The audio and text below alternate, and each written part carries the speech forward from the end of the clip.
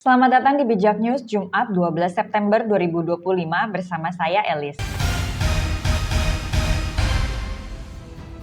Mengapa negara tidak membiayai saja partai-partai politik itu? Kalau sekarang kan memang ada bantuan bagi partai politik, tapi kan sesuai dengan jumlah kursinya dan segala macam begitu. Dan itu berakibat bahwa partai besar, tambah kecil, akhirnya mati. Informasi pertama, Menteri Koordinator Bidang Hukum, HAM, Imigrasi, dan Permasyarakatan Yusril Iza Mahendra menilai pembiayaan partai politik oleh negara perlu dipertimbangkan serius demi demokrasi yang sehat. Menurutnya, mekanisme bantuan saat ini hanya memperbesar dominasi partai besar dan membuat partai kecil terpinggirkan. Kalau partai politik itu tegas dibiayai oleh negara, anggota DPR-nya juga disokong negara. Orang tidak perlu lagi habis-habisan keluar uang untuk pemilu. Sistem sekarang justru membuka peluang besar terjadinya korupsi, ujarnya pada Kamis 11 September. Yusril menegaskan, bila negara membiayai parpol dan pemilu, audit ketat BPK dan pengawasan KPK wajib diberlakukan. Ia menilai kontradiksi antara semangat pemberantasan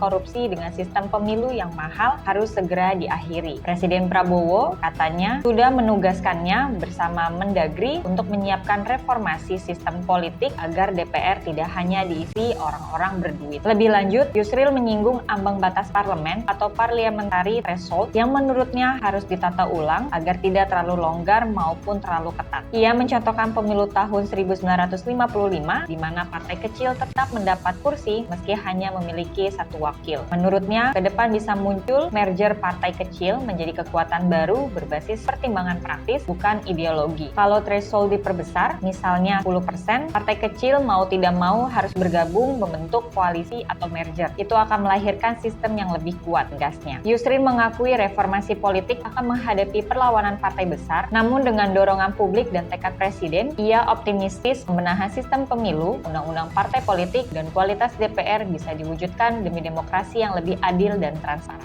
Informasi kesehatan, banyak orang lelah meski sehat. Kekurangan vitamin B12, B9, D, atau zat besi bisa sebabkan kelelahan, anemia, lemas, hingga depresi. Informasi hukum, Koalisi Masyarakat Sipil gugat Fadlizon ke PT UN terkait dugaan menyangkal pemerkosaan massal pada tahun 1998 dianggap melawan hukum dan HAM pada Kamis 11 September. Informasi luar negeri, Qatar makamkan 6 korban serangan Israel termasuk putra pemimpin Hamas pada Kamis 11 September. Doha mengecam serangan dan peringatkan Israel. Sampai bertemu di informasi bijak berikutnya.